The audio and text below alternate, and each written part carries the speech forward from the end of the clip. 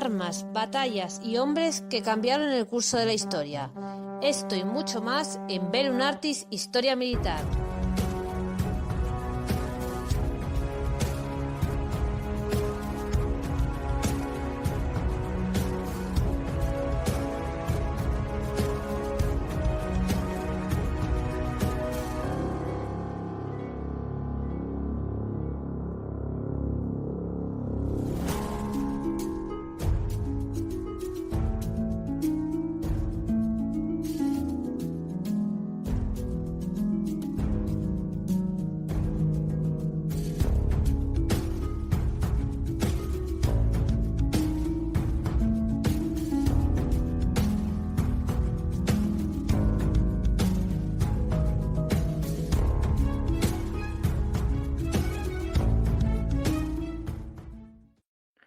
El nacimiento y desarrollo de las marinas de Castilla y Aragón tuvo elementos comunes, derivados de la geografía y la historia, pero también un desarrollo y una evolución distinta, basados en la naturaleza diferente del entorno en el que actuaban. Hola a todos amantes de la historia, esto es Bellum Artis Historia Militar, el lugar de encuentro para nosotros los apasionados de la historia. Hoy viajamos a la Edad Media para navegar por los mares de la península ibérica para conocer las armadas medievales. Hablaremos de las de Castilla, de las de Aragón y puede que algo de las de Portugal.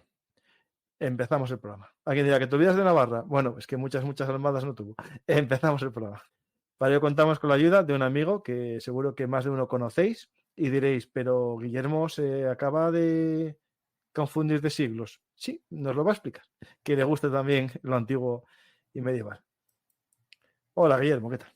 Hola, ¿qué tal, Paco? Buenas noches. Pues nada, encantado. Es un siglo distinto, es cierto, pero bueno, aprovechando que lo estoy investigando bastante últimamente para futuros proyectos, vamos a decir, pues mira, creo que es un buen sitio sobre todo para romper algún mito y para explicar alguna cosa interesante, claro. Habrá que hacer hilos ahí en Twitter, Sí. ahí tienes para hacer hilos todos los días. Pues Guillermo, muchas gracias por volver a ver un Artis. Tenemos este libro que es uno de los tuyos, Leones del Mar.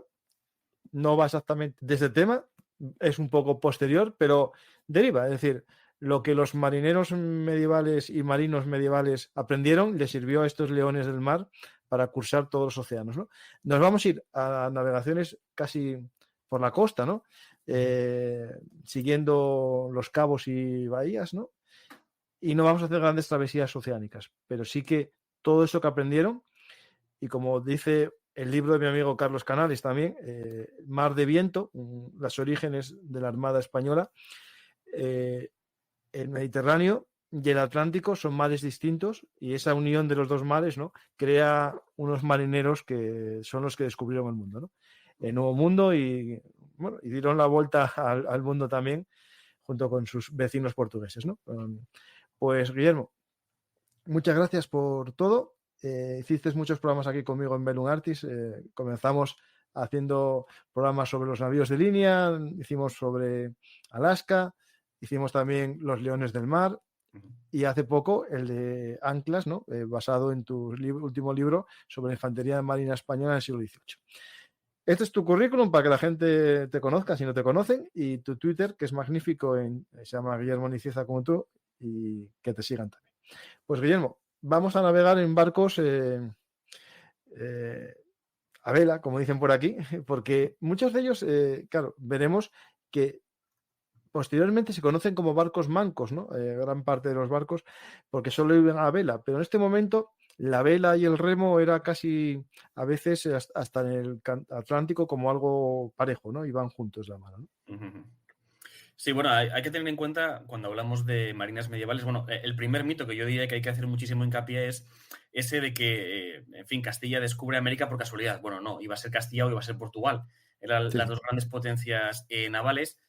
Podemos sumar a Aragón, evidentemente, en el Mediterráneo, pero bueno, en el Atlántico más complicado. Iban a ser, como digo, Portugal o Castilla. ¿Por qué iban a ser una de estas dos? Bueno, porque eran las tradicionales potencias marítimas ya de la época medieval, ¿no? Y esto, aunque parece a veces, ¿no?, un poco contraintuitivo, bueno, hay que tener en cuenta que siempre la tecnología naval era la tecnología, digámoslo así, punta en gran parte de la historia, de nuestra historia.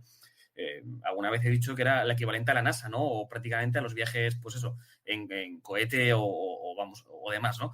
La realidad es que, como digo, la navegación a vela era la tecnología más puntera de muchísimos siglos de nuestra historia. Y entonces, claro, la cuestión que también es importante reseñar es por qué Castilla y por qué Aragón eran en la época tardío medieval dos grandísimas potencias navales. Bueno, básicamente porque fueron herederas de prácticamente todas las influencias occidentales que había en navegación. Hay que tener en cuenta que por la parte aragonesa, claro, cuando hablamos del Levante español, resulta que tiene una influencia importantísima romana, griega, bizantina, cartaginesa, ¿no? Ahí estaba Cartago Nova, ¿no? En Cartagena, en fin, el puerto, diría que el puerto militar más importante del Mediterráneo occidental en época romana y, en fin, en época cartaginesa propiamente, ¿no? Y luego también hay que tener en cuenta que por la parte castellana es cierto que hubo una grandísima influencia, por ejemplo, de todo lo que son, pues bueno, tanto vikingos como normandos, todos los pueblos, los grandes navegantes, ¿no? Del Mar del Norte, Mar Báltico y demás, pues llegaron también precisamente hasta estas costas, fundamentalmente la zona de Galicia, Asturias, en fin, Cantabria y el Golfo de Vizcaya, ¿no? Que era una zona...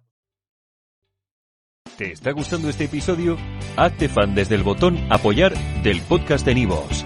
Elige tu aportación y podrás escuchar este y el resto de sus episodios extra. Además, ayudarás a su productor a seguir creando contenido con la misma pasión y dedicación.